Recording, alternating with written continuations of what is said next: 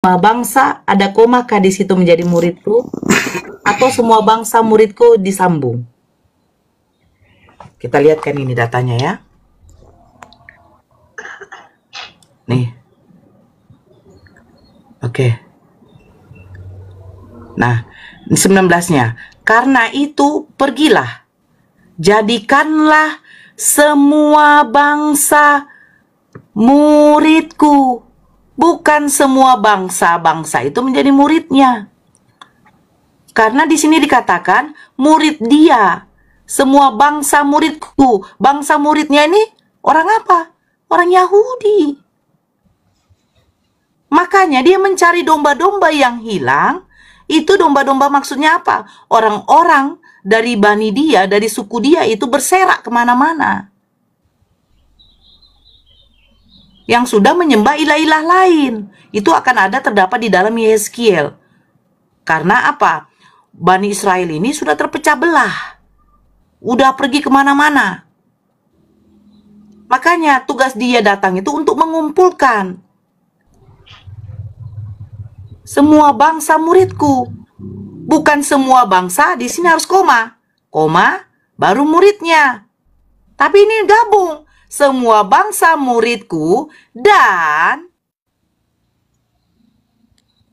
kenapa nih kalau apa pindah-pindah mah?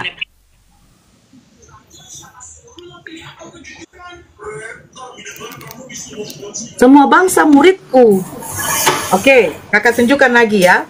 Nah, oh itu tidak begitu. Artinya semua bangsa ini harus dijadikan.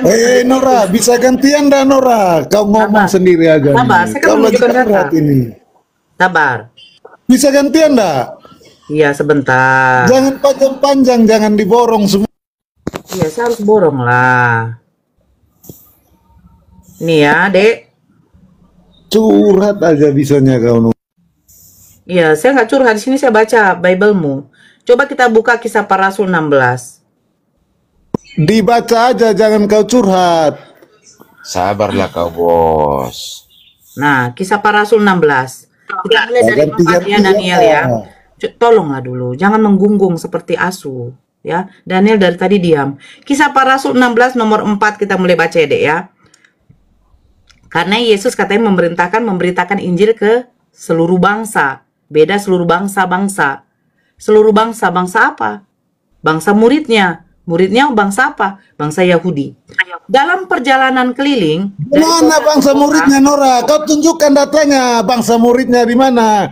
Dalam perjalanan keliling dari kota ke kota, Paulus dan Silas menyampaikan keputusan-keputusan yang diambil para rasul dan para penatua di Yerusalem dengan pesan supaya jemaat-jemaat menurutinya. Demikianlah jemaat-jemaat diteguhkan dalam iman dan makin lama makin bertambah besar jumlahnya. Mereka melintasi Frigia dan tanah Galatia karena Roh Kudus mencegah mereka untuk memberitakan Injil di Asia Ridon. Dan setibanya di Misia, mereka mencoba masuk ke daerah Bitinia, tetapi Roh Yesus tidak mengizinkan mereka.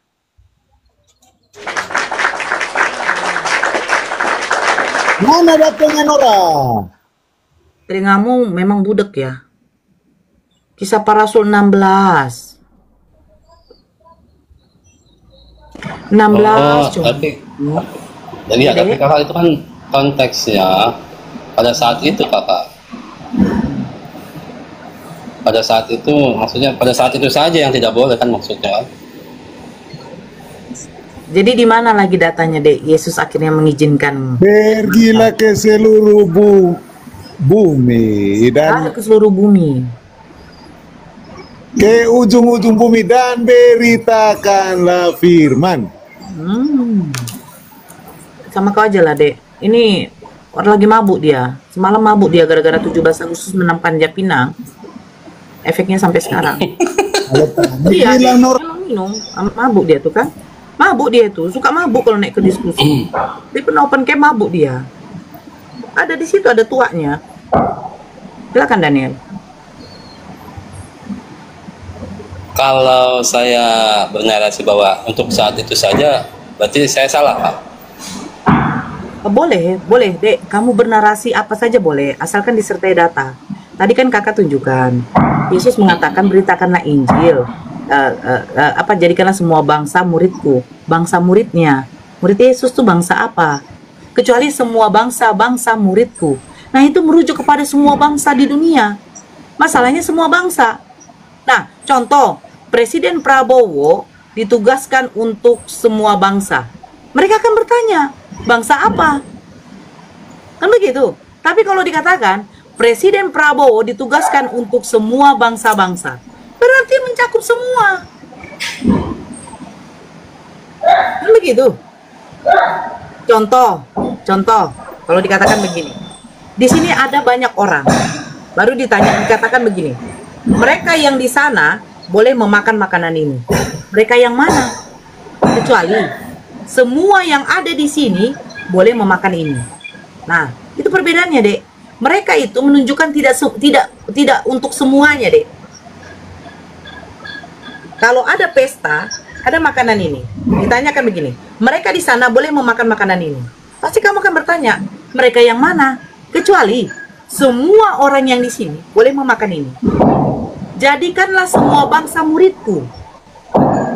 Masih ditanya, bangsa apa? Ya muridnya Yesus. Muridnya Yesus bangsa apa? Jadikanlah semua bangsa muridku. Baru seluruh dunia ini menjadi muridnya. Seperti di surat Saba ayat 28. Allah di situ berfirman mengatakan, Nabi Muhammad diutus untuk semesta alam, untuk semua manusia. Kita baca di sini ya. Ini ada itu Faruk. Kemana itu Faruk? Saba 28. Nah, kita baca ini, Dek. Nah, dan kami telah mengutus kamu, Nabi Muhammad, melainkan kepada umat manusia seluruhnya, sebagai pembawa berita gembira dan sebagai pemberi peringatan, tetapi kebanyakan manusia tiada mengetahuinya. Ini kepada Nabi Muhammad dikatakan kepada umat manusia seluruhnya. Tidak ada dikatakan untuk Bani Arab. Ini perbedaannya. Itu maksud kakak Daniel. Kalau Yesus mengatakan dia mau menjadikan semua bangsa-bangsa di dunia muridnya, pertanyaan saya, Matius 15 nomor 24, kenapa Yesus mengatakan hanya untuk domba-domba yang hilang dari umat Israel? Hanya. Saya membeli kue hanya untuk Daniel. Berarti apakah bisa semua makan kue itu? Tidak, karena dikhususkan untuk kamu Daniel. Yesus mengatakan saya diutus hanya untuk Bani Israel. Makanya Yesus mengatakan di dalam Yohanes 17 nomor 9, aku berdoa untuk mereka. Mereka siapa? Murid-muridnya itu Bani Israel. Bukan untuk dunia. Dia pertegas itu. Bukan untuk dunia aku berdoa, tetapi untuk mereka.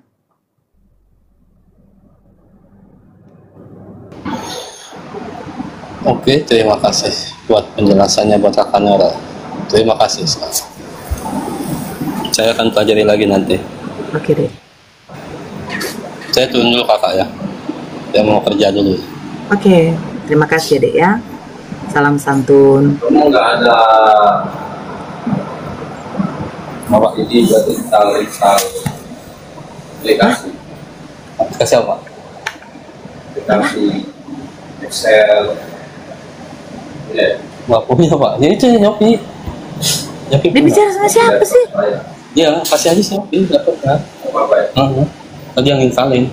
Tadi kapan aku waktu itu kerja? Dia lagi kerja memang.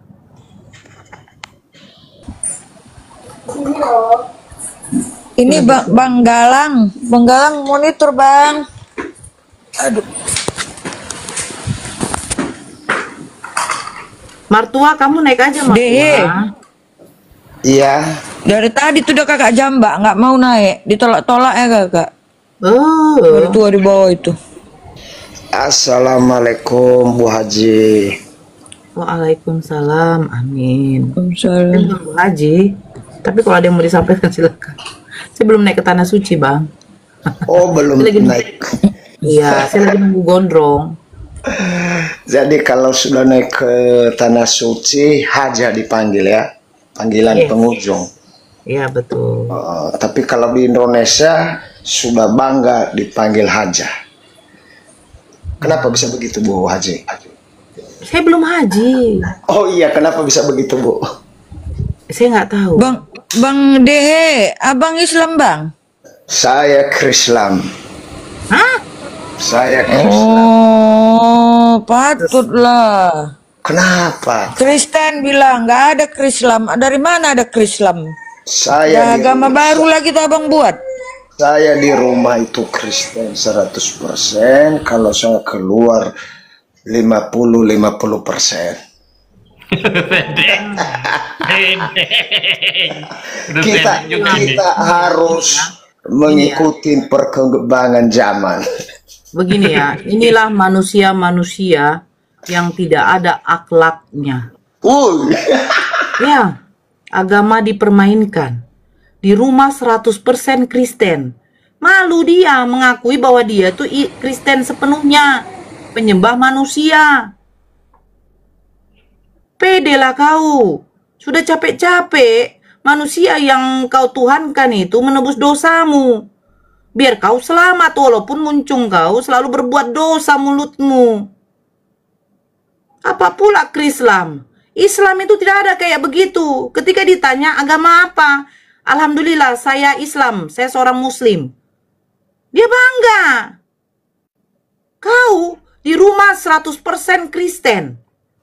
Bapak kau bisa bilang begitu. Melahirkan kau 100% Kristen waktu mencetak kau. Waktu mengeluarkan kau 100% Dajjal. Saya paling benci orang yang kayak begini. Mempermainkan agama. Seolah beres kau di muka bumi ini. Nggak tahu kau, sempak kau semua. Bahkan biji jakar kau bisa tumbuh itu. Akibat apa? Karena kuasa Allah. Hidup pun menonot kau itu karena kuasa Allah. Tahu kau? Datang kau mempermainkan agama pula kau. Didengar pendeta apa nggak malu tuh nengok kau tuh. Waduh, ini maaf Bu ya. Ini ada pertanyaan saya ini mengenai agama ini. Saya juga penasaran. Gak usah penasaran kau manusia yang tidak bersyukur kepada Tuhan yang menciptakan langit dan bumi dan memberikan nafas kehidupan serta rezeki kepada kau dan anak-anakmu serta istrimu, bahkan kepada orang tuamu. Dasar dajal kok kayak begitu kau. Memang ajaran si Pak Lulus tuh suka nipu. Kalau nggak nipu tuh nggak sehat dia. Otaknya penuh dengan penipuan. Itulah dirimu.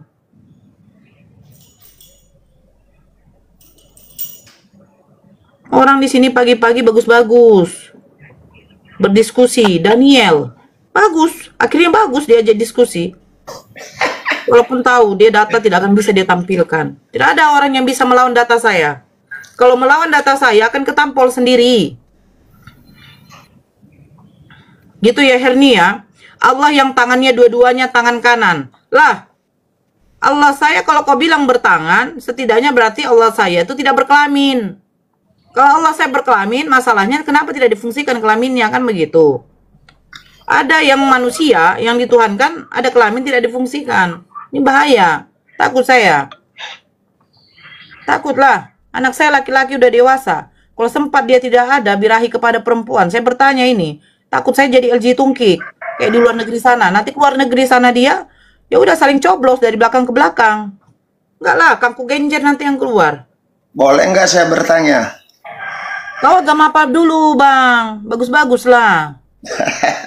Saya agama Kristen 100%. Ya udah gitulah, Bang.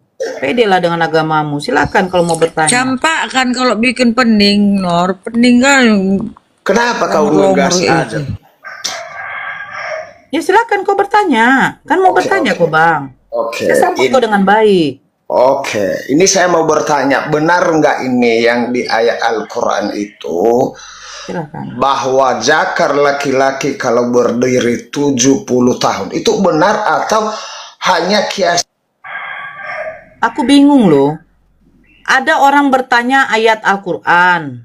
Kalau saya tanya begini, Bang. Begini ya, Bang ya. Kalau bertanya begini, abangku. Bang, saya baca di dalam Bible kau, Yehezkiel 23 nomor 20, dikatakan auratnya seperti aurat keledai, zakarnya seperti zakar kuda. Pertanyaan saya, pemilik zakar kuda ini siapa?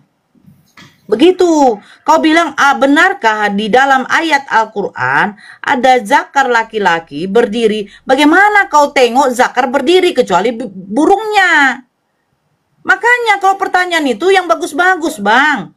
Di surat ini, ayat ini, Nora, zakarnya laki-laki. Setahu saya zakar tidak bisa berdiri, Bang. Karena apa? Zakar itu dua buah biji yang bergelantungan. Kecuali nonotnya. Pertanyaan begitu, Bang. Saya tanya dulu kau. Kalau kau waktu mau main kencut sama bini kau, Bang, maaf ya, omongan saya jadi kayak begini. Waktu kau mau kencut bini kau, yang berdiri zakarmu atau yang berdiri itu nonotmu, Bang? Yang kau masukkan itu nonotmu atau yang kau masukkan zakarmu, Bang?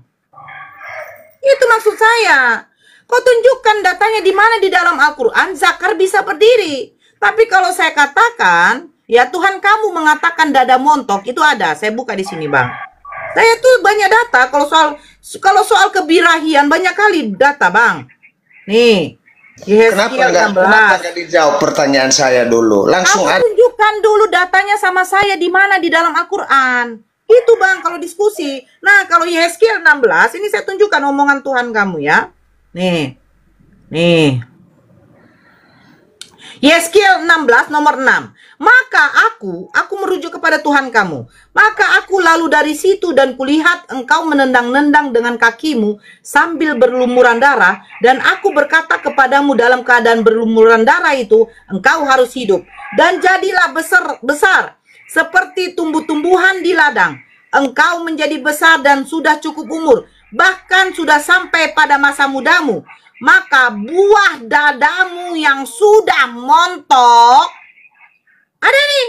Nah, kalau soal zakar ini, Bang, Yehezkiel ya. Yehezkiel 23 dikatakan apa di sini? Nih. Yehezkiel 23 nomor 20. Ia birahi kepada kawan-kawannya bersundal yang auratnya seperti aurat keledai dan zakarnya seperti zakar kuda. Saya bisa bertanya, Abang Dehe, menurut Yehezkiel 23 nomor 20, siapa pemilik zakar kuda ini? Kalau kau tanyakan, zakar yang berdiri di dalam ayat Al-Quran, surat apa, ayat berapa?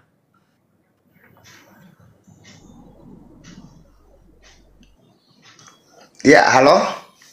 Ya, surat apa, ayat berapa? Suratnya saya tidak paham, makanya saya bertanya.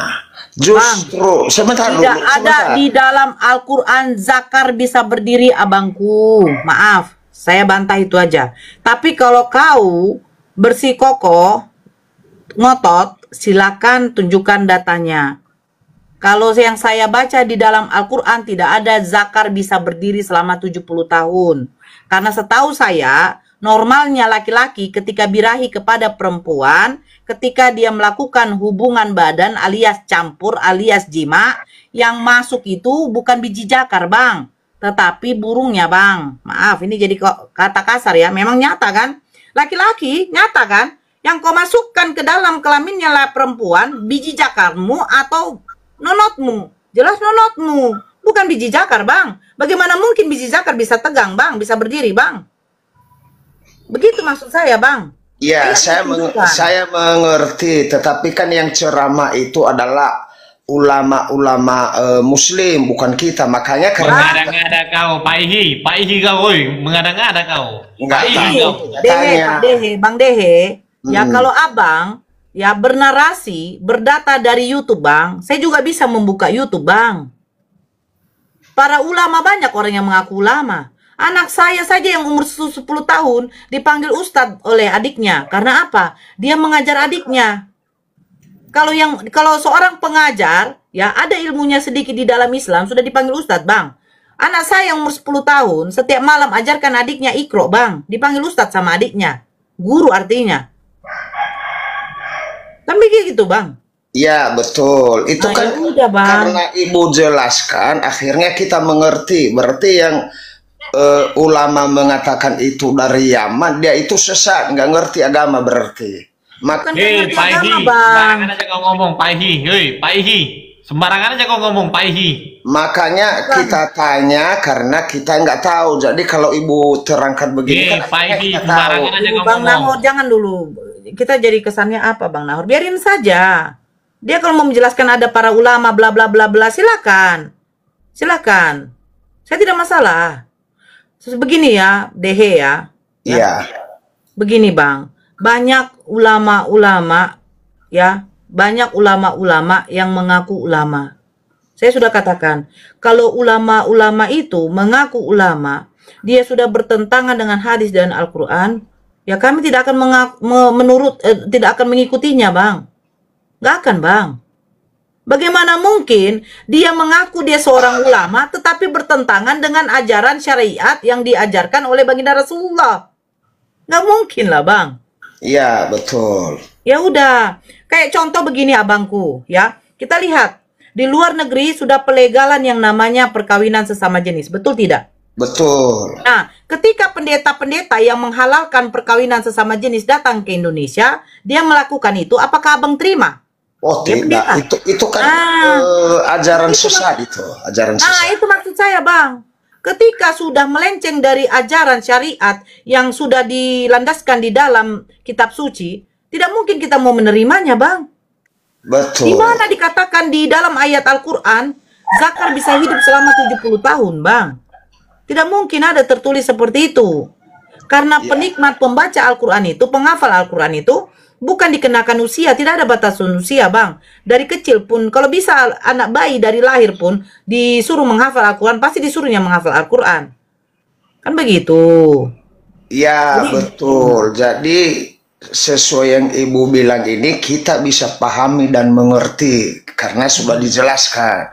Nah, Karena itu. selama ini kan kita yang belum mengerti, pikiran kita, oh seakan-akan benar ini. Tapi karena ibu jelaskan, baru kita paham bahwa orang-orang yang melakukan omongan seperti itu adalah salah. Baru saya paham karena ibu jelaskan. Lain dengan penonton ibu ini menjelek-jelekan orang ini itu. Kita nggak usah kita panas dulu. Justru kami tanya karena kami tidak tahu. Terima kasih sudah dijelaskan. Akhirnya saya mengerti Sama, juga. Bang Dehe. Ini Ya. waru ini berarti dari Nias ya? Saya orang Nias. So ayah. Nah, jadi karena belakangan ini kan di TikTok rame itu yang bapak-bapak dari Yaman itu. Jadi kita kan tidak paham mana yang betul dan mana yang tidak betul. Jadi setelah ibu jelaskan, akhirnya saya sendiri mengerti bahwa bapak ini salah pengertiannya. Begini, Bang Dehe, Oke, ya. ya. Begini. Bagi saya begini ya, kalaupun juga ada yang penikmat YouTube mendapatkan seperti itu, sebenarnya tidak masalah ketika bertanya. Saya jujur tidak masalah, silakan bertanya. Cuman disertai data. Jadi maksudnya begini, kita simak baik-baik video itu. Dia mengutip dari mana? Dari hadis kah? Dari Ada Al-Quran dari kah? hadis, tapi saya nggak hafal karena Nanti kalaupun ada kesempatan, coba Bang Dehe buka lagi nanti YouTube-nya, lihat dari hadis mana. Ayo silakan kita kaji, nanti saya undang guru kita, guru kami yang paham soal hadis seperti Bang Dio ataupun yang lain. Oke, ini saya setuju kalau begini. Jadi pikiran kita terbuka. Ya, kan namanya sama-sama belajar biar tahu. Betul, betul. Gunanya seperti itu kan biar tidak ada yang namanya penghujatan, Bang. Ya, Ini benar. maksudnya apa begitu? Karena yang tidak mengerti seakan-akan, oh benar nih, tahu-taunya yang ngomong itu yang salah. Ya, oke. Terima kasih ya, Oke. Bang. Ada lagi yang mau Oke. ditanyakan? Silakan. Hanya itu saya tanya karena di TikTok belakangan ini kan viral. Jadi saya juga penasaran, saya percaya tidak percaya, makanya saya tanya supaya ada penjelasan dari yang mengerti. Sama-sama, Bang. Oke, Bunda, terima kasih. Sama-sama. Ya. Marendeng, monitor muka Marendeng. Ya, masuk.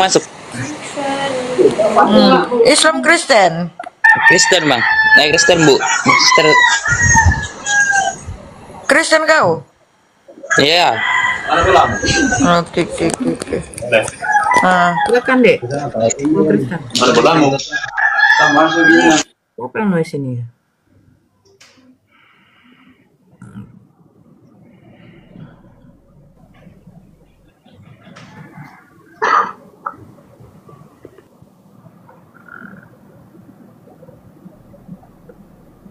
Silakan Marendeng.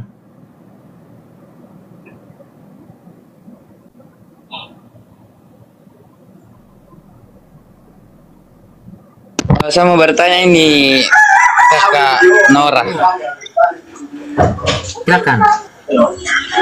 Di dalam Manaba 33 itu apa yang disediakan di sini? Manaba 33 yang perempuan yang kebaya. Oke, kita lihat ya. Dan gadis-gadis remaja yang sebaya. Wakawang iba atroba.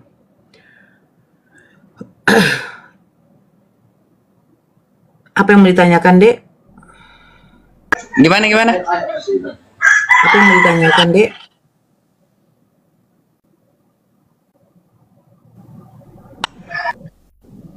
Coba dibaca dengan ayat. Iya. Dan gadis-gadis remaja yang sebaya, kan? Iya kan? Iya. Yang mau ditanyakan apa, Dek? Pertanyaan saya begini. Apakah di dalam surga nanti itu masih ada kawin mengawin? Loh. Jadi apa gunanya kita di sini harus menjadi istri yang soleha, suami yang soleh, kalau toh juga di akhirat nanti di surga tidak dipertemukan, Dek?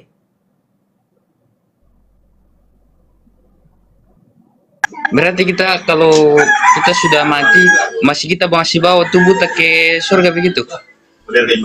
Iya, Dek. Logikanya. Loh, bukankah di dalam Biblemu juga kalian bangkit juga, Yesus bangkit juga dengan tubuh kemuliaannya? Gimana? Yesus kan bangkit dengan tubuh kemuliaannya, kan? Iya. Nah, jadi manusia ini akan dimatikan dan bangkit juga dengan tubuh kemuliaannya, dengan tubuhnya, jasadnya, semua. Kalau di dalam Kristen tidak? Loh, kalau di dalam Kristen tidak, pertanyaan saya, ketika kalian dihakimi, yang dihakimi pada kalian apa, Dek? Rohnya apa tubuhnya? Kalau kami itu, kalau dalam Kristen ya, kalau kami mati itu di yang mati, tapi rohnya yang keluar ke surga. Jadi seperti malaikat. Pertanyaan saya, Dek, kan ada hari penghakiman, betul kan? Yang dihakimi ini roh kamu atau dengan ikut tubuhmu? Tubuh. Nah, jadi kan yang bangkit itu kan tubuh. Jadi menurut di dalam menurut keyakinan kita itu masih ini ya, masih kalau penghakiman nanti masih bangun seperti semula seperti sekarang. Iya. Aduh, ini kenapa sih dipindah-pindah kayak begini, Mak? Tunggu dulu sebentar, Dek. Kenapa pindah-pindah kayak begini? Bukan itu dari TikToknya itu. Kalau orang naik dia pindah sendiri. Oh, tunggulah dulu. Yang naik ini Kristen aja. Kalau Muslim ditahan dulu, nggak usah naik ya. Nah, jadi kita tanya dulu sama kamu, Dek. Yeah. Ketika hari penghakiman, manusia akan dimatikan semua, baru dibangkitkan.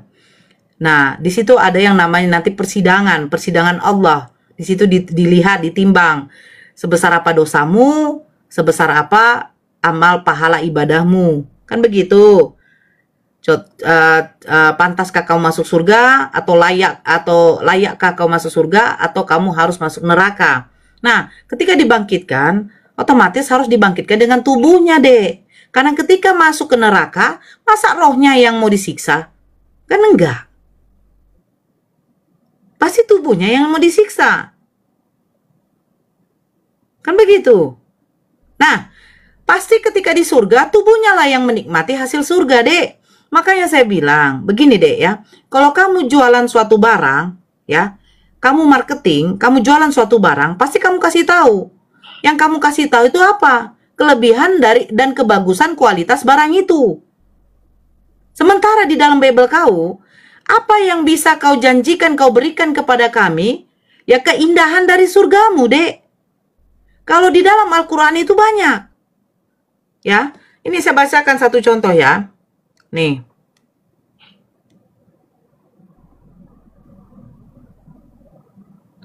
Nih ya, Dek. Sebentar. Kita kan harus pakai data nih, Dek. Nih, 8 kenikmatan surga di dalam Al-Quran. Bisa dibalikan anehnya Kak, bisa diputarkan kameranya. Oke. Oke, nih. Bisa memandang wajah Allah. Wajah-wajah orang mukmin pada hari itu berseri-seri memandang Tuhannya. Al-Qiyamah ayat 22-23. Menikmati sungai dari air susu, arak dan madu.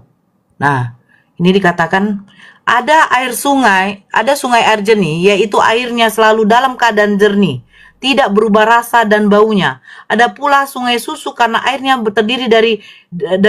terdiri atas air susu yang juga tidak berubah rasanya. Kemudian ada juga sungai arak, homar, yaitu airnya sendiri atas homer yang sangat lezat rasanya, tapi tidak memabukkan. Selanjutnya ada pula sungai madu yang airnya terdiri dari atas madu yang disaring. Surat Muhammad ayat 15. Mendapatkan perhiasan dan pakaian sutra. Capek juga saya, Dek. Saya baca aja lah ya.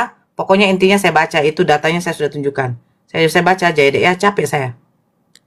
Tunggu dulu. Nih, saya baca ya. Di dalam surat Fatir ayat 33. Ya, mereka mendapat surga Aden, mereka masuk ke dalamnya. Di dalamnya mereka diberi perhiasan, gelang-gelang dari emas dan mutiara, dan pakaian mereka di dalamnya adalah sutra. Sesuatu yang diinginkan cepat terkabul termasuk makanan dan minuman. Nih, di dalam surat Zukhruf ayat 71. Kepada mereka diedarkan piring-piring dan gelas-gelas dari emas. Dan di dalam surga itu terdapat apa yang diingini oleh hati dan segala yang sedap dipandang mata. Dan kamu kekal di dalamnya. Nah, jadi begini Dek ya. Seperti marketing. Allah di situ memberitahukan isi surga itu apa. Agar apa? Agar manusia tahu bahwa enaknya surga itu ya yang didapatkan kelak oleh makhluknya nanti itu akan mendapatkan seperti demikian. Contoh begini Dek. Maaf sekali. Bagaimana dengan orang yang susah Dek? Orang yang dilahirkan sampai dia menemui ajalnya, sampai dia mati. Ini turun aja lah ini. Saya nggak suka nengok dia nih. Dia tidak pernah mendapatkan rumah mewah. Dia tidak pernah merasakan yang namanya makanan enak. Dia tidak pernah mendapatkan mobil atau mungkin mobil yang sampai miliaran yang dimiliki oleh orang terkaya di dunia. Tidak pernah dapat dia, Dek. Terus dia meninggal. Terus apa yang bisa dia dapatkan? Nah, bisa dia dapatkan di surga. Ketika apa? Ketika dia menuruti perintah Allah dan Rasulnya. Masuk surga dia pengen makan enak, disediakan, terkabul. Dia pengen rumah yang mewah, yang semuanya lantainya semua dari emas, terkabul. Bagaimana yang ketika, aduh nggak usah lagi dinaik, aduh saya sakit kepalaku yang begini deh. Nggak usah dulu dinaikkan kalau kayak begitu. Nggak usah dulu dinaikkan, sakit kepalaku yang pindah-pindah, marendeng aja lah dulu. Nggak usah lah dulu. Nah, terus bagaimana yang orang waktu dari lahir, mungkin atau dia umur 15 tahun, Dek, dia meninggoy, Dek. Dia belum pernah merasakan yang namanya pernikahan. Belum pernah dia merasakan yang namanya istri yang cantik, yang soleha, memiliki anak. Belum pernah, Dek. Terus apa yang dijanjikan? Nah, Allah menjanjikan orang-orang yang seperti itu akan menikmatinya di surga, Dek. Bagi laki-laki yang belum sempat menikah di dunia, bagi perempuan yang belum sempat mendapatkan pangeran yang ganteng, Allah sediakan di surga, Dek. Kalau kepikiran kalian hanya kawin mengawin, ini bukan soal konsep kawin mengawinnya, Dek. Konsepnya ini soal keadilan. Mana keadilan Tuhan kepada manusia ketika manusia yang diciptakannya itu tidak mendapatkan kenikmatan yang seperti itu waktu di dunia. Contoh marendeng, maaf, punya anak, melahirkan, istrinya laki-laki, umur 15 tahun meninggoy. Padahal pengen kau tuh beranak cucu. Terus keadilan Tuhan di mana? Akan diberikan di surga kelak. Contoh marendeng tidak pernah merasakan namanya makan burger, maaf. Keadilan Tuhan di mana? Kau melakukan pekerjaan perintah yang diberikan, yang ditetapkan oleh Allah. Masuk surga. Keadilannya itu. Engkau akan menikmati itu semua nanti kelak di surga. Makanya di surga tuh nggak ada yang haram lagi, Dek. Di surga itu ketika menikmati khamar yang diharamkan di dunia, tidak akan ada yang namanya diharamkan lagi di surga, Dek. Surga itu kenikmatan yang tiada taranya. Bukan kenikmatan seksual saja, kenikmatan makanan, kenikmatan perhiasan, kenikmatan pakaian, kenikmatan sandang pangan papan, semuanya ada. Tanpa kau harus bekerja, kau sudah memilikinya. Yang saya heran, kenapa Kristen ya selalu memikirkan kenikmatan itu adalah seksualitas. Tapi dia lupa, ketika dia sakit, dia tidak bisa menikmati makanan. Ketika dia banyak pekerjaan, dia tidak bisa menikmati refreshing. Jadi yang namanya nikmat itu bukan seksualitas. Kenikmatan itu berupa makanan nikmat, pakaian nikmat, kesehatan kenikmatan. Kehidupan itu kenikmatan, Dek. Bukan seksualitas saja. Terus saya menjadi seorang istri yang soleha, patuh kepada imam saya, yaitu suami saya. Untuk apa saya patuh kepada suami saya? Untuk apa suami saya capek-capek mengajarkan tentang ajaran agama? Sholat diingatkan, berzakat, bersedekah, patuh kepada suami, taat kepada suami, taat patuh kepada perintah orang tua. Untuk apa? Ya kelak kami nanti akan dikumpulkan di surganya Allah, Dek. Itu. Boleh saya tanggapi satu persatu? Silakan. Baik. Yang pertama saya tanggapi bahwa nantinya di dalam surga kita contohnya di dalam contohnya dunia sekarang lah, maksudnya tidak mendapatkan kenikmatan atau belum cukup umur dia sudah ini. Yeah. Di dalam pandangan agama Kristen sangat berbeda. Yeah.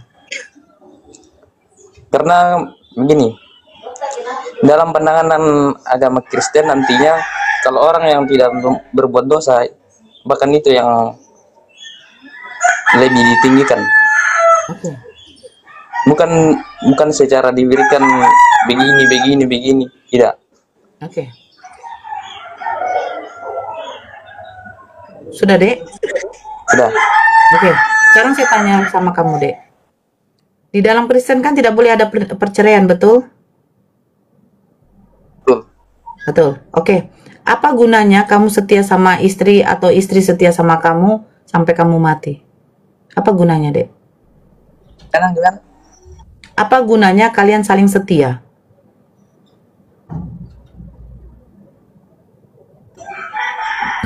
Karena kesetiaan. Maksudnya itu kan hal duniawi. Ya. Apa harus setia sama pasangan ini, Dek? kita. Apa manfaatnya Tuhan ketika memerintahkan kamu untuk setia sampai mati tidak boleh bercerai? Apa manfaatnya?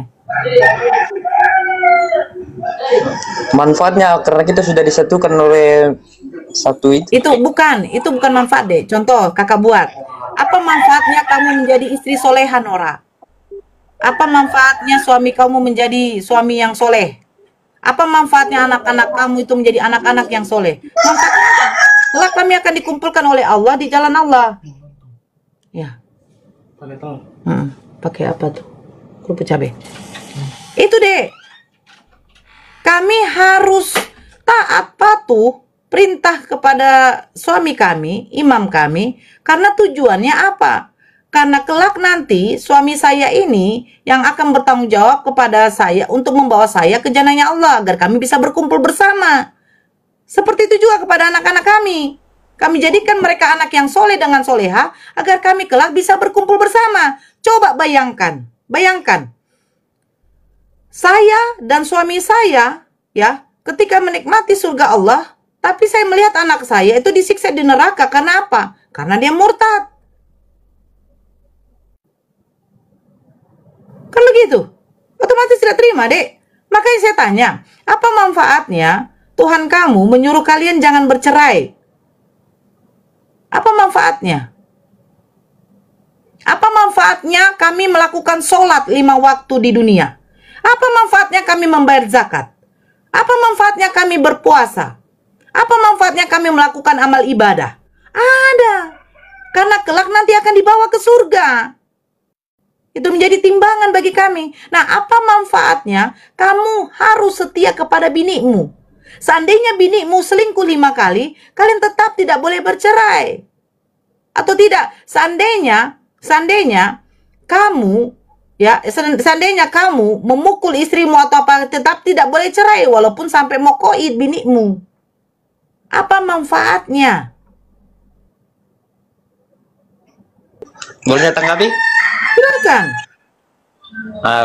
Kalau dalam agama Kristen itu tidak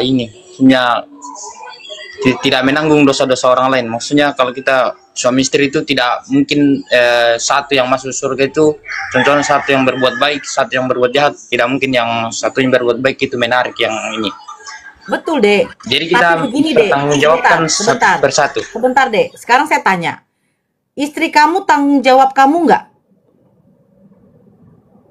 Kalau soal dosa dan tanggung jawab dalam istri kamu tanggung jawab kamu nggak? Bukan dosa yang saya tanya. Iya, dalam dunia. Tanggung jawab saya dalam dunia. Nah, tanggung jawab kamu. Nah, sekarang tanggung jawab apa yang menjadi kewajiban kamu buat istri kamu?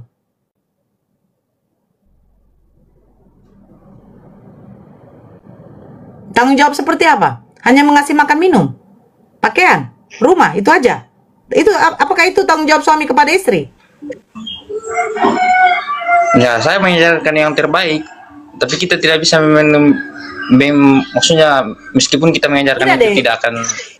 Nah, berarti kan ada pengajaran agama yang harus kau terapkan kepada istrimu, betul? Betul. Betul. Nah, apa manfaat kau mengajarkan soal agama kebaikan kepada istrimu? Apa manfaatnya? Supaya gak masuk surga. Nah, ketika masuk surga istrimu, kau juga masuk surga. Apa manfaatnya? Apa gunanya kalian berdua di surga? Apakah kalian saling kenal? Tidak. Nah, ini maksud saya, Dek. Jadi batasan soal agama kalian itu, ajaran kalian ini hanya di dunia, Dek. Tidak berlaku di surga. Kalian setia kepada istri kalian yang suka selingkuh. Istri harus setia kepada suami yang suka mukul. Penjudi, pemabuk, tidak pernah kasih nafkah. Tapi harus setia. Sampai mati dia tidak pernah mendapatkan kebahagiaan dari suaminya. Terus apa yang dijanjikan keadilan dari Tuhan kamu untuk mereka? Apa, Dek? Seandainya kau punya kakak perempuan. Kakak perempuanmu selalu disakiti. Bertahun-tahun dia disakiti. Dia dipukul. Suaminya tidak pernah kerja. Tidak pernah menafkahi dia. Solusi dari Kristen tidak boleh bercerai. Terus sampai mati, kakakmu tidak mendapatkan kebahagiaan. Pertanyaan saya, apa keadilan dari Tuhan kamu buat perempuan yang pernah mendapatkan kekejaman dari suaminya? Silakan dijawab. Karena kita lihat ketika ada perempuan yang mati karena dianiaya suaminya, apa keadilan yang bisa didapat oleh perempuan seperti ini? Silakan, Dek. Jawabannya begini aja. Jawabannya singkat, Kak. Cuman saya sudah bilang tadi bahwa di dalam Kristen itu menanggung dosanya masing-masing. Tidak menanggung, Dek. Keadilan dari Tuhan kamu.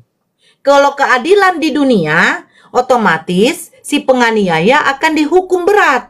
Itu pengadilan di dunia. Nah, sekarang keadilan yang diberikan Tuhan kamu untuk dia ini apa? Bukan dosa, Dek. Keadilan. Contoh, ketika kamu kerja di suatu perusahaan, semua karyawan digaji 5 juta. Hanya kamu yang digaji 3,5. Sementara pekerjaan yang kamu kerjakan, itu semua sama dengan karyawan yang lain. Otomatis kau nuntut, Dek. Nuntut sama bosmu. Kenapa saya dapat 3,5, yang lain 5 juta? Mana keadilan?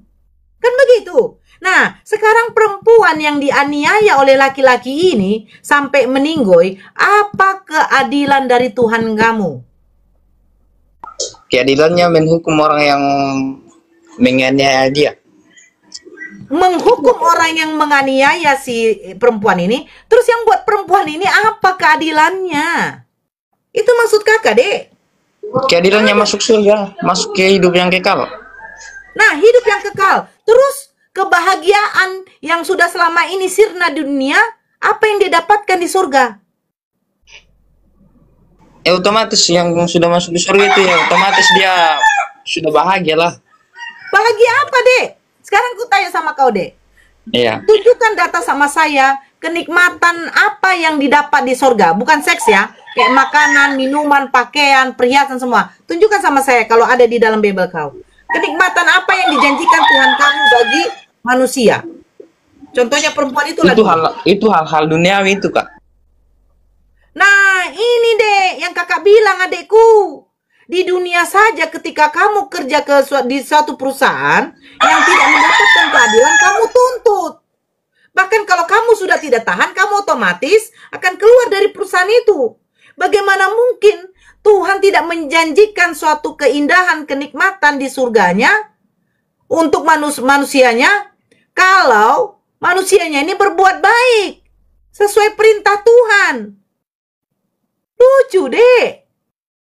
Kau disuruh menyembah Tuhan.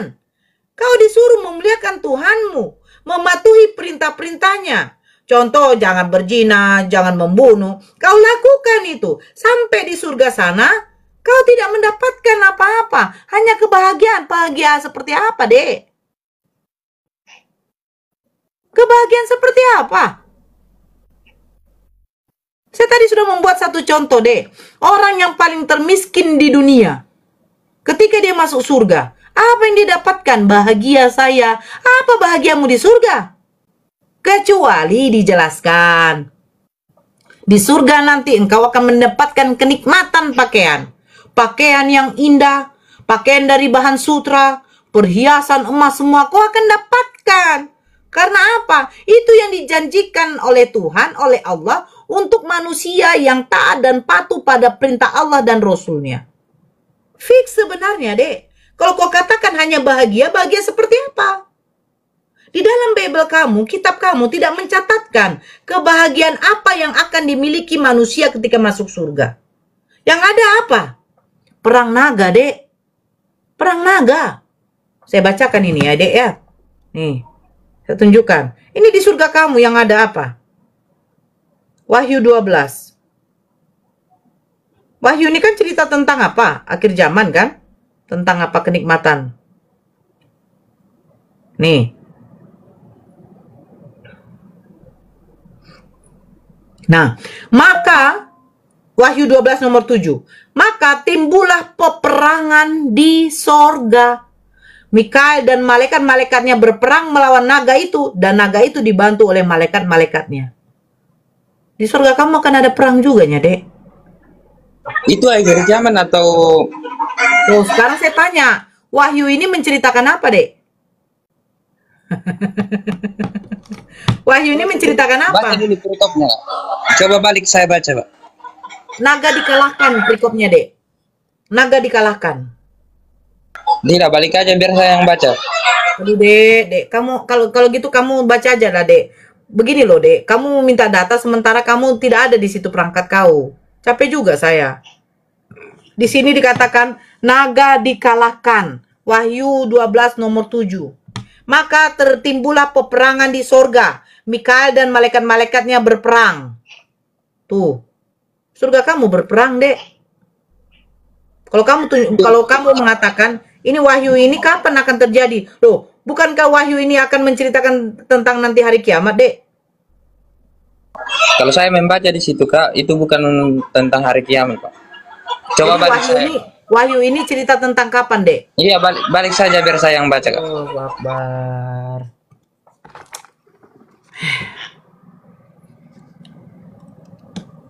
Nih, maka timbullah peperangan di sorga. Mikael dan malaikat-malaikatnya berperang melawan naga itu. Dan naga itu dibantu oleh malaikat-malaikatnya. Tetapi mereka tidak dapat bertahan. Mereka tidak mendapat tempat lagi di sorga. Dan naga besar itu. Nah, ini sekarang saya tanya. Kalau ini sudah terjadi, kapan ada terjadi perang naga? Nyanyian kemenangan. Dan aku mendengar suara nyaring di sorga. berkata, sekarang telah tiba keselamatan dan kuasa. Ini kapan ini mau terjadi, Dek?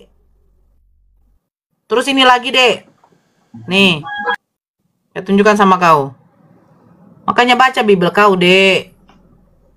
Iya, yang tadi aja Kak. Loh, tapi kan yang tadi kan saya sudah bilang. Nih. Katakan ini. Nih, perjamuan kawin anak domba, Dek. Lalu aku mendengar seperti suara himpunan besar, orang banyak.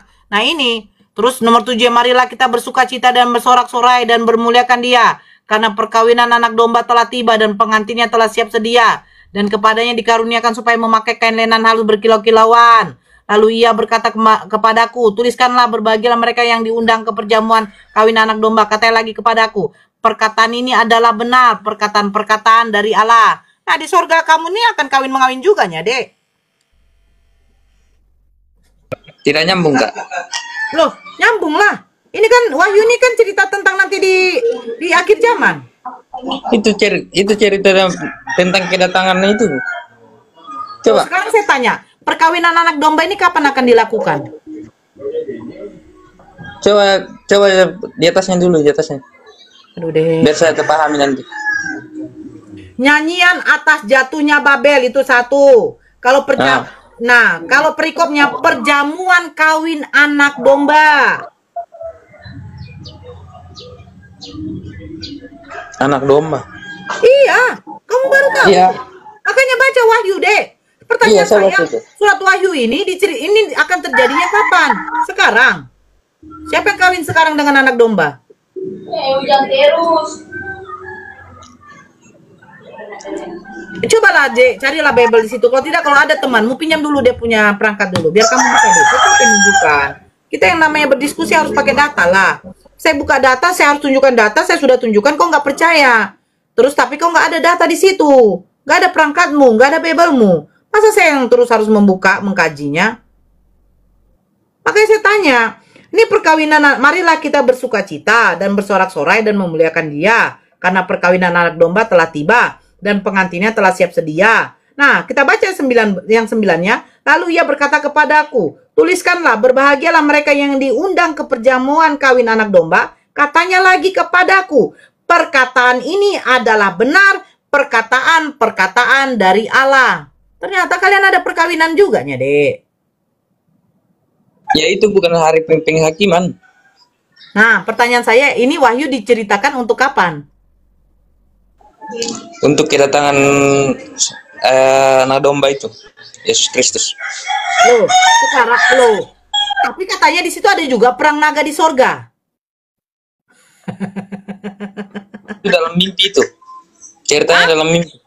Loh, itu sekarang pertanyaan saya, berarti Wahyu ini mimpi yang tidak bisa dijadikan acuan. Bukan itu kan ceritanya dalam mimpi. Nah, sekarang dalam mimpi ini dituliskan dalam Biblemu sebagai kitab sucimu, landasan keimananmu. Kau tidak percaya mimpi ini? Mimpinya si Yohanes di Pulau Patmos. Coba dulu. Mana saya baca dulu, Kak? Loh, kau bacalah. Buka. Pinjam perangkat orang itu. Saya nggak mau. Capek saya, Dek. Saya sudah baca. Kan kamu minta mau dibaca lagi, ya bacalah, Dek. Begitu kalau diskusi. Masa kamu naik ke sini hanya modal congor? Terus saya dari tadi yang nunjukkan data. Bukan, saya tidak modal congor. Itu kalau kan kau tidak modal congor, Dek. Mana datamu, Dek? Dari tadi saya nggak menengok kau pakai data. Oh, saya mau data. Iyalah.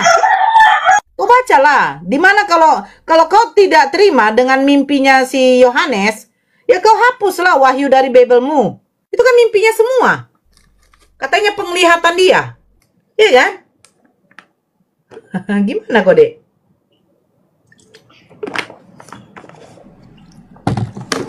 Itu kan penglihatan Yohanes di Pulau Patmos.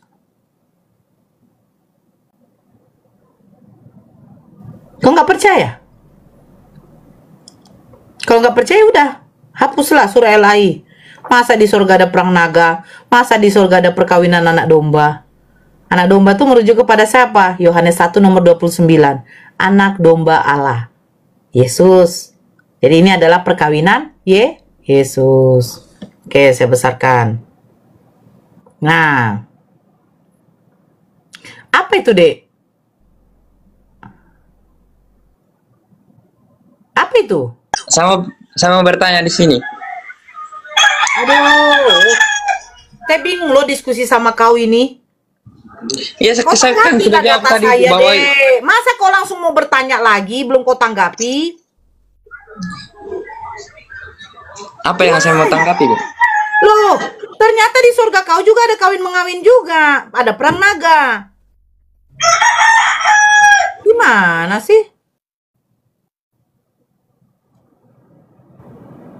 Jangan mute lah, bagaimana kita mau bicara kalau di mute. Siapa yang mute kau? Di mute. Saya tidak bisa putus-putus. Nggak ada itu kau di mute. Kalau di mute kau keluar tandanya itu. Mana ada kau di mute itu?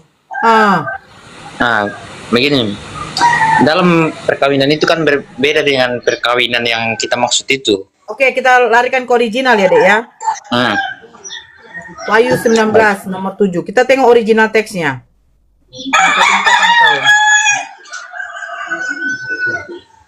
Tunjukkan sama kau. Nih.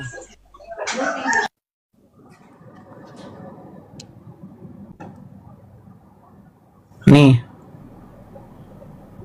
Tunggu dulu. Nih. Marilah kita bersorak-sorai dan memuliakannya karena hari pernikahan. Ini pernikahan, Dek. Nah, kau bilang ini perkawinan ya. Kita lihat original teksnya. Ini adalah gamos. Bahasa Yunani yang artinya perkawinan, perjamuan kawin, pesta kawin, perjamuan kawin, ruang perjamuan kawin, pesta perkawinan. Bahasa Inggrisnya apa, Dek? Marriage, wedding.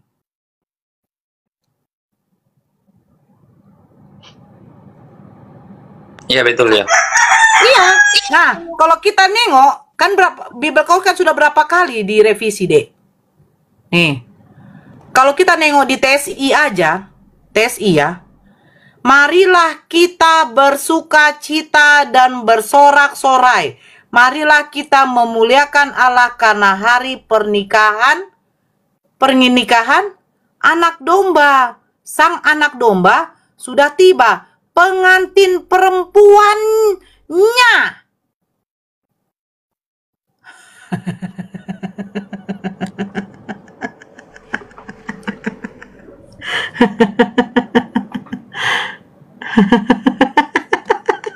Betul.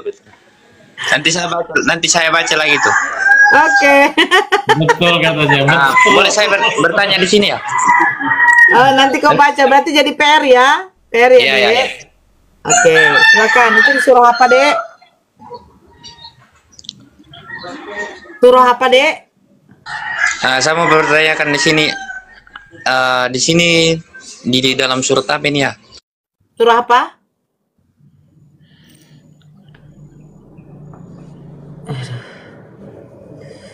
Suruh apa, Dek?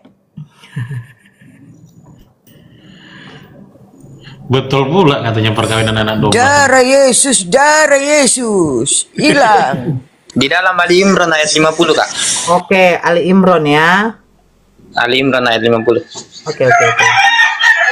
Ali Imran 50. Iya. 50 51. Bentar ya.